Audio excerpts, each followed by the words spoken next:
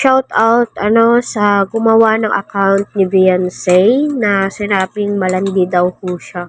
My God, napaka-perfect nyo naman So nakakainis kasi may mga ganitong taong inggit na inggit sa sarili, and especially naiinggit ba kayo kasi si Edu ang katandem ngayon ni Beyonce at marami ang blessings na dumarating sa kanya. Ay sos, maging masaya na lang po tayo sa natatamasa ng dalaga kasi hindi naman po natin alam kung ano po yung pinagdaanan po nilang hirap noon.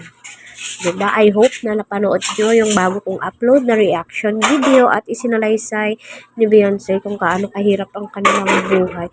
Ika nga ng mga supporters ni Beyonce, inggit, pikit. At dito, linabanan na po ni Beyonce ang kanyang basher at ipinost at i-share niya nga po ito sa kanyang social media account, which is sa kanyang Facebook.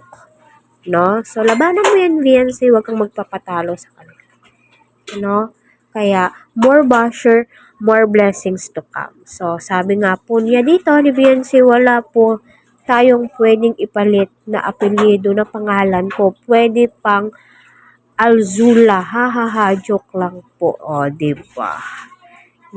Yung sino naman ang gumawa ng account na to, kulang po ng letter H para ma-perfect yung spelling ng pangalan ko.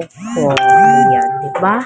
Nakakatuwa kasi nga unti-unting linalabanan ni Beyonce ang kanyang mga basher, which is masasabi mong napakatapang ni Beyonce kasi nagawa niyang i-share yan at sagutin ang kanyang mga basher. I hope na sana matauhan kayo kung sino man po yung gumawa na Facebook fake account ni Beyonce. I hope na masaya kayo. I hope na nakakatulog kayo ng mabuti at saka sana ipatrace po nila Kalinga Prab or ni Sir Olives TV yung mga Facebook account kasi alam naman po natin matitrace at matitrace po yan nila.